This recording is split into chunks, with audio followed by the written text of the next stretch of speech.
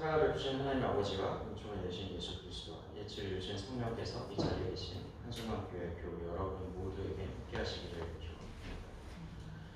오늘 교회력에 따라 교독한 시편과 봉독한 이사야서 또 마태복음서의 말씀이 한 목소리로 이야기하는 주제는 잔치.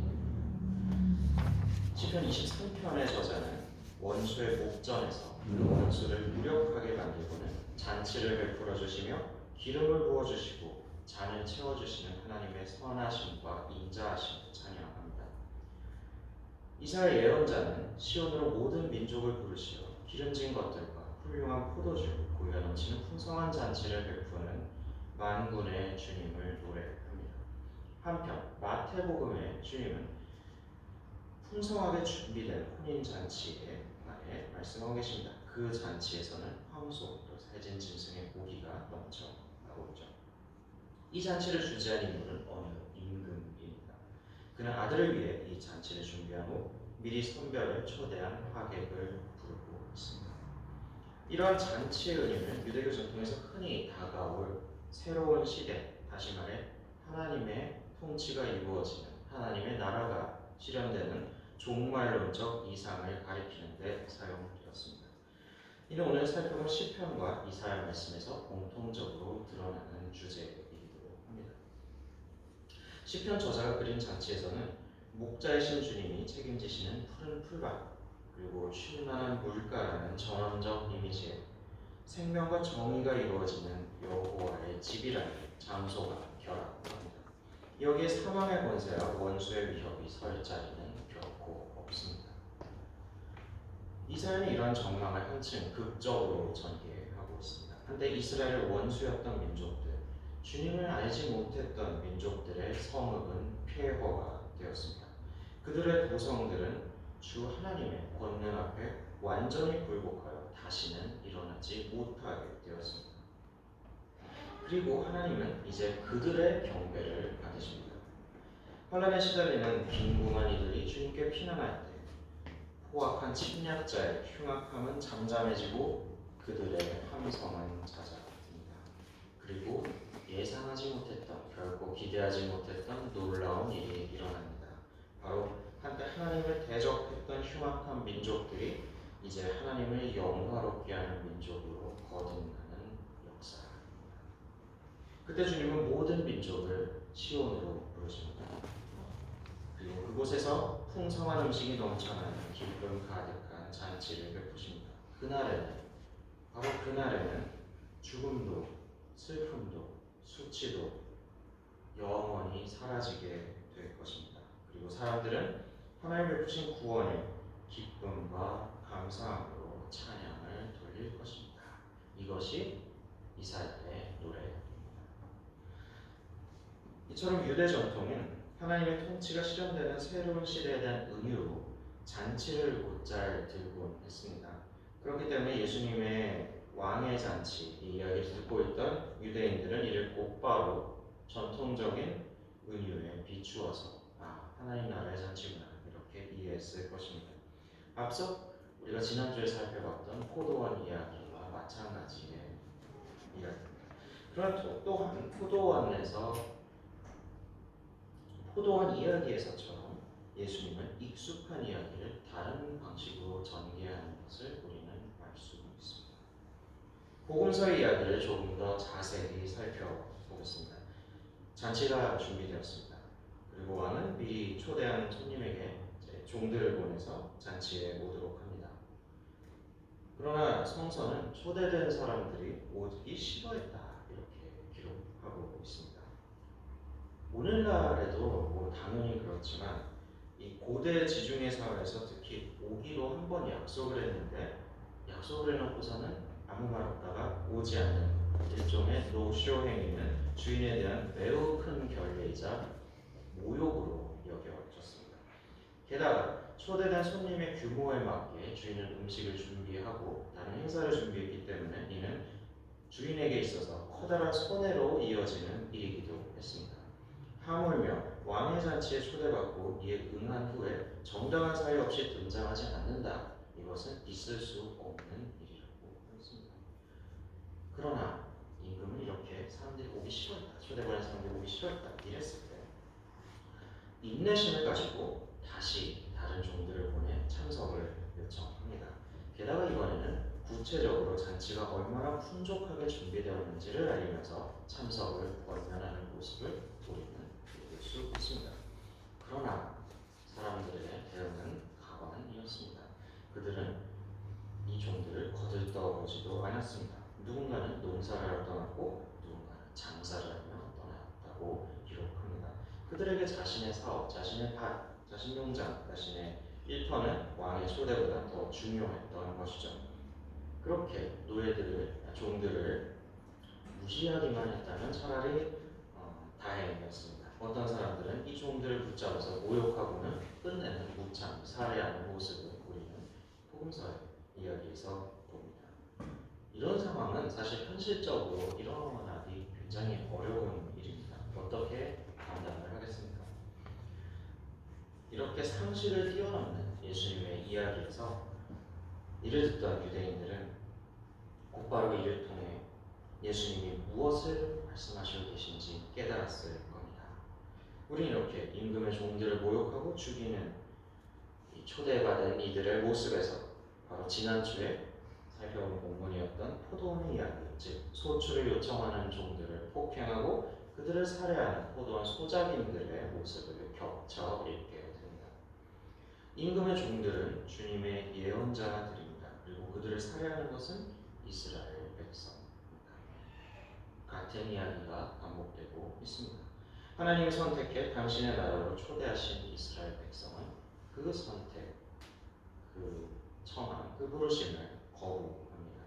그리고 이를 일깨우는 예언자들을 살해하고 있습니다.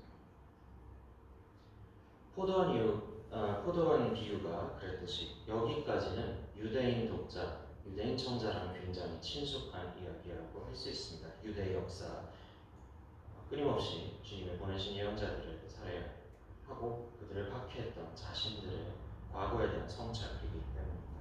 그러나 포도원 이야기에서 그랬듯 예수님 이야기는 여기서 끝나지 않습니다. 이어진 이야기는 매우 음울하게 전개됩니다. 풍성한 잔치의 이야기는 온데간데 없이 사라집니다. 진노한 임금은 군대를 보내 이들 살인자들의 도시를 진멸합니다. 임금 말입니다. 혼인잔치가 준비되었으나 초대된 사람들은 그만한 자격이 없다. 그리고는 종들을 거리로 보내 아무나 다 데려오라고 명령합니다. 우리가 한글 성경에서 네거리 길이라고 표현한 이 그리스어 단어 디엑소도스는 70인역, 즉 구약 성서, 그리스어 구약 성서에서는 길이 끝나는 지점을 가리키는 용어로도 사용되었습니다.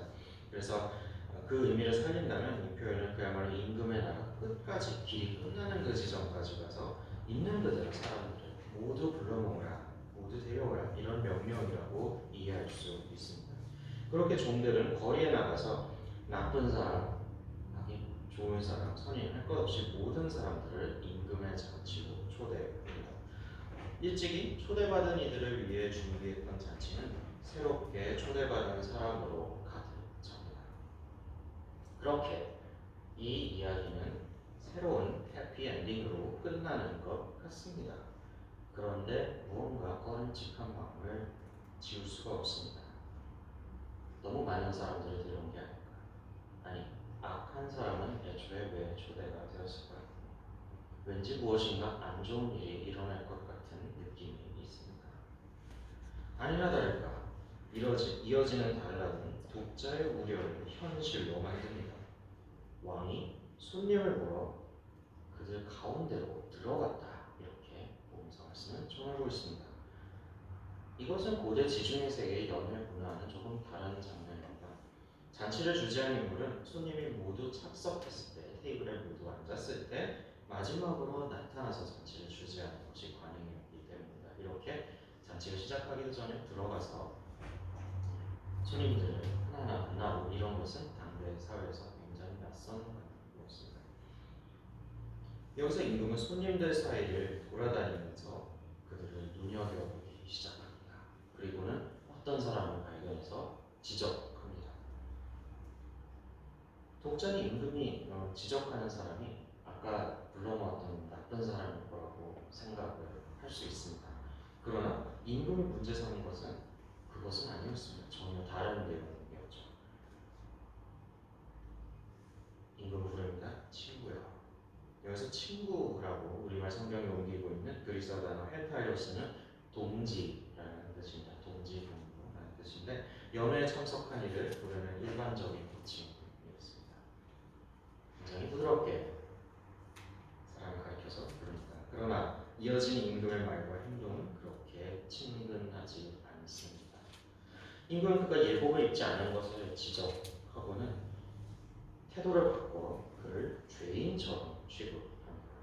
임금은 시종들에게 그를 묶어서 연회장 바깥 어두운 곳으로 내던지려고 명하면서 그곳에서 슬피 울며 이를 갈게 하라 이렇게 저주합니다.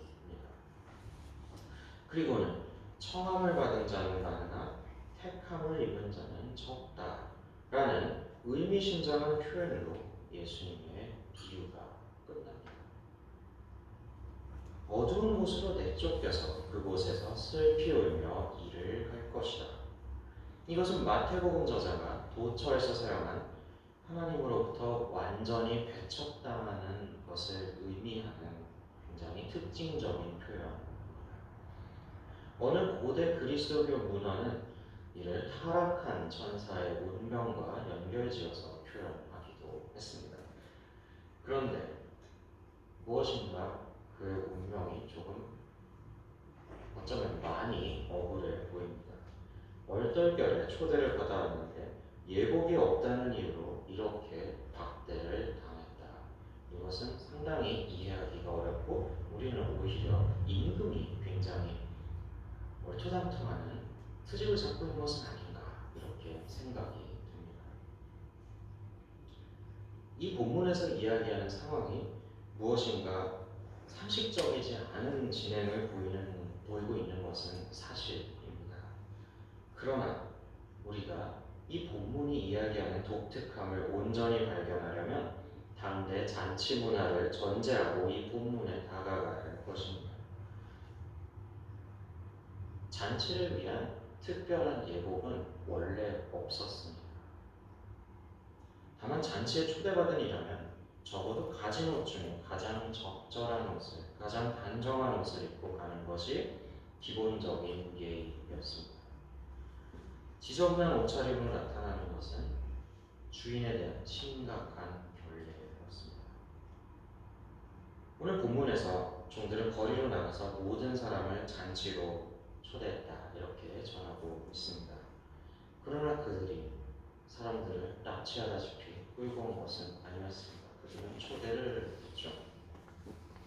적어도 하던 일을 이렇게 초대받은 사람들은 하던 일을 관두고 가장 깔끔한 옷으로 갈아입을 시간 정도는 있었을 것입니다. 그래서 어떤 사람들은 초대를 받은 동시에 너무나 이것이 과분한 초대였기에 집에 들어가서 하던 일을 관두고 집에 들어가서 가장 깔끔한 옷, 가장 깨끗한 옷으로 갈아입고 소박하지만 가장 깨끗한 옷을 꺼내 입고 임금의 초대에 감사하는 마음으로 연회장으로 향했을 것입니다. 그러나 그렇지 않은 사람들도 있었습니다. 그들은 이것이 웬 횡재냐라는 생각에 혹은 자신이 그런 권리를 누리는 것이 당연하다는 생각에 넘쳐나는 음식만을 떠올리면서 연회장으로 갔던 것입니다. 따라서 예복이 없어 쫓겨났다고 억울하다고 할 이유는 전혀 없습니다. 복음서는 그들이 잘못을 꾸짖는 임금 앞에서 아무 말도 하지 못했다고 기록합니다. 예수님의 이야기는 청함을 받은 자는 많으나 택함을 입은 자는 적다라는 의미심장한 구절로 마무리됩니다. 부르심을 받은 사람은 많으나 선택된 자는 적다. 이 구절은 이 잔치의 비유를 한마디로 설명하고 있습니다. 첫 번째 그룹의 손님이 초대되었습니다. 그러나 그들은 이 잔치에 참여하지 않았죠. 이들 대신하여 두 번째 그룹의 손님이 다시 초대됩니다. 그러나 그들 모두가 잔치에 참여하는 즐거움을 누리는 것은 아니었습니다. 예고, 다시 말해 잔치에 합당한 적절한 의복을 입고 나온 이들만이 이 잔치의 기쁨에 참여하게 됩니다. 다시 말해 모두가 초대받았지만 모두가 잔치에 참여하게 되는 것은 아닙니다. 잔치에 참여하는 최종 인원으로 선택되기 위해서는, 택함을 입기 위해서는 어느 정도의 수준에 도달해야 하고, 여기에 도달하거나 도달하지 못하는 것은 자신의 선택에 달려있다는 것이 이 복음서 말씀이 가지고 있는 무게입니다. 예수님의 이야기가 하나님 나라를 이야기하고 있다는 사실은 명백합니다. 그리고 이 비유는 앞서 지난주에 살펴본 포도원 이야기가 암시한 전망을 입증합니다. 즉 소출을 주인에게 돌려주지 않는 소작이는 새로운 민족으로 대체된다면, 그 새로운 민족조차도 소출을 돌려주지 않는다면, 이 이야기에 따라서는 예복을 입고 오지 않는다면 그들 또한 하나님의 나라에 참여하는 기쁨을 누리지 못하게 될 것이라는 말입니다. 오늘 우리가 읽은 복음서 본문에는 구체적인 역사적 정황이 반영되어 있습니다. 대부분의 학자들은 진노하여 도시를 쑥대밭으로 만드는 임금의 이야기가 기원 후 70년에 일어난 유대 전쟁 시기에 로마군이 예루살렘을 함락하여 철저히 파괴하고 그로 인해 성전이 폐허가 된 사건에 대한 충격을 회상하고 있다는 사실에 동의합니다. 성전의 파괴와 함께 종전의 유대 지도층은 완전히 몰락하고 말고 유대 신앙, 유대교의 세력 또한 크게 약화가 됩니다. 반면 회당을 중심으로 활동했던 그리스도교는 이제 독자적인 공동체로 성장하게 됩니다. 이 본문에는 그런 역사적 정황과 성찰, 그리고 유대교를 계승한다는 그리스도인들의 사명과 명분이 반영되어 있는 것이 사실입니다. 그리고 새롭게 잔치에 초대받아 모인 무리는 전통적으로 유대인과 이방인을 막론하여 구성된, 그렇게 시작하는 교회를 상징하는 것으로 이해되고 있습니다. 그러나 11절부터 14절까지 이어지는 이 이야기의 뒷부분은 이야기가 결코 그러한 유대전쟁이라는 특수한 시공간적 배경에 갇힌 것이 아니라 보편적이며 철저히 현재적인 것이라는 사실을 분명히 보여주고 있습니다. 하나님의 부르심은 바로 지금 이 순간도 계속되고 있기 때문입니다. 하나님의 모든 사람이 하나님의 나라 잔치에 참여하기를 바라시며 우리를 초대하고 계십니다. 하나님은 결코 악인의 죽음을 바라지 않으시며 오히려 뉘우쳐 돌이키기를 바라신다고 에스겔 선지자는 말하는 바 있습니다. 그리고 오늘 마태복음은 임금이 선한 사람뿐 아니라 악한 사람까지도 하나님 나라의 잔치로 초대했다라는 사실을 분명히 언급하고 있습니다. 이렇듯 선한 사람과 악한 사람을 막론한 모든 사람이 돌이켜 하나님 나라의 기쁨을 누리는 것이 하나님의 뜻입니다. 우리 모두는 그러한 목적으로 부르심을 받았습니다. 그러한 부르심에 응답하는 것이 바로 하나님 나라의 잔치에 참여하는 첫 걸음입니다. 어떤 사람들은 자신의 반일과 장사일이 더 중요하다고 생각했고 이 초대를 거부했습니다. 세상의 일, 세상의 가치, 그 논리가 하나님 나라의 잔치보다 더 중요하다고 생각하는 사람에게 하나님이 말씀하시는 초대의 음성은 들리지 않습니다. 그러나 하나님 나라의 잔치를 소망하여 이 부르심에 응답한 사람이라면 다음으로 필요한 것은 오늘 본문이 말하듯 합당한 예복입니다. 부르심에 대한 기본적인 예의를 갖추는 것입니다. 교회 전통적인 해석에 따라서 잔치에 초대된 이를 교회에 모인 이들이라고 본다면, 마태복음서가 전하는 이 말씀은 우리가 교회에 있다는 사실이 우리의 구원을 담보하지는 않는다는 것을 의미하는 엄중한 경고입니다.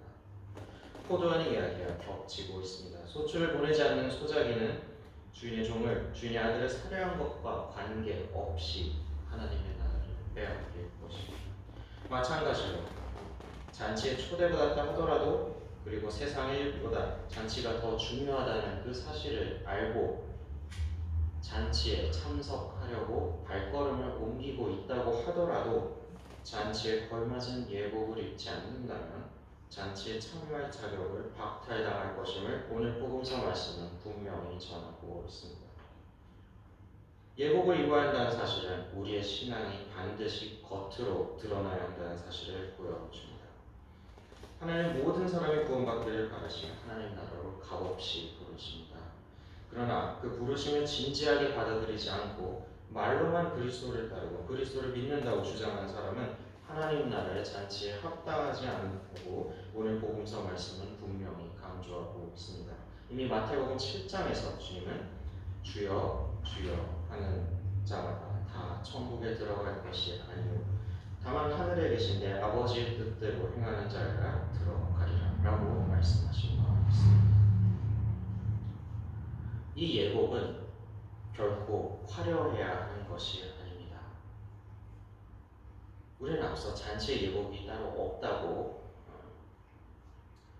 없다는 사실을 보았습니다. 그리고 다만 잔치를 위해 자신이 가진 것들 중 가장 깨끗하고 정갈한 옷을 입을 필요는 있었다는 사실을 살펴보았습니다.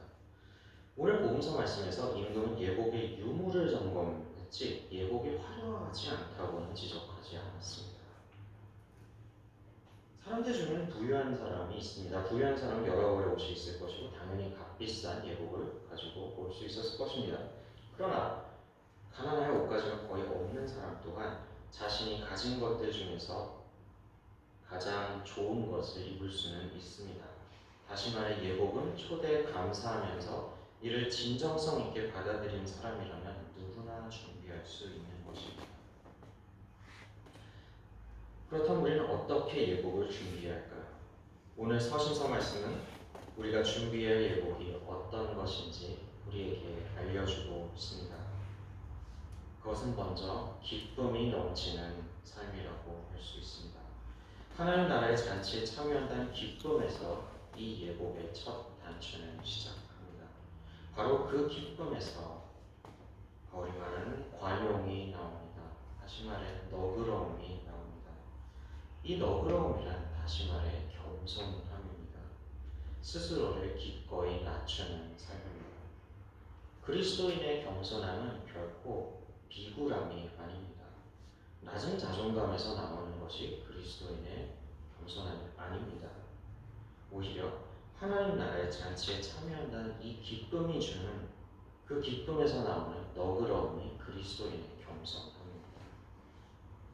두 번째는 감사하는 삶입니다. 아무것도 염려하지 말고 오직 감사하라고 바울은 말합니다. 우리가 감사하지 못하는 것은 우리의 요구가 충족되지 않기 때문입니다. 우리의 세상적인 욕망이 그 욕구가 충족되지 않기 때문에 우리는 감사하지 못하곤 합니다. 이 세상이 주는 것에 불필요하게 집착하는 데서 우리의 슬픔이 나옵니다. 그러나 우리는 하나님 나라로 기뻐하기에 세상에서 때로 원하는 바가 이루어지지 않더라도 하나님께 그 자체로 감사할 수 있습니다. 그리고 우리는 이미 알고 있습니다. 우리에게 필요한 것은 하나님께서 다 제공하고 계시다는 것입니다. 세 번째는 무엇이든지 참된 것과 고상한 것과 옳은 것과 순결한 것과 사랑스러운 것과 영예로운 것과 덕스럽고 칭찬할 만한 것을 생각하고 실천하는 삶입니다. 여기서 바울은 무엇이든 이라는 표현을 사용하고 있습니다. 다시 말해 어떤 정해진 갇힌 답이 있는 것은 아닙니다. 그렇기에 바울은 자신에게서 배운 것과 자신에게서 받은 것과 자신에게서 듣고 본 것들을 실천하라고 우리에게 권면하고 있는 것입니다. 이것은 자신이 올바른 삶을 살았고 자신의 판단이 늘 옳았고 자신이 한 말이 모두 옳았다는 그런 의미의 자기 자랑은 결코 아닙니다. 초대교회의 탁월한 스승이었던 요한 크리소스토모스는 이 본문을 주석하면서 그리스도인의 삶은 언제나 주어진 맥락 안에서 치열하게 고심하고 이를 실천에 옮겨야 하는 역동적인 것이라는 점을 강조합니다. 그렇게 자신에 대해서 배우고 자신에 대해서 받고 듣고 본 것들을 실천하라는 바울의 권면은 다시 말해 바울 자신이 살았던 치열함과 간절함을 간직하라는 권면입니다. 바로 그때 그리스도인은 하나님 나라의 잔치가 주는 평화를 누리는 삶, 하나님 안에 서는 삶으로 택함을 받게 됩니다. 사랑하는 한정마교회 교회 여러분, 우리 모두는 하나님 나라의 잔치로 초대받았습니다. 그리고 우리가 지금 이 자리에 나와 있다는 것은 그 부르심에 응해 발걸음을 내딛기 시작했다는 사실을 의미합니다. 이 시간 우리가 함께 돌아보기를 원합니다. 과연 감사함으로 그 잔치에 합당한 예복을 준비해 잔치로 나아가고 있습니까? 아니면 잔치에 오기에 눈이 멀어서 기본적인 예의를 갖추지 않은 채 아니란 발걸음을 옮기고 있을 뿐입니까? 주님께서는 말씀하셨습니다. 청함을 받은 자는 많되 택함을 입은 자는 적다. 함께 묵상 기도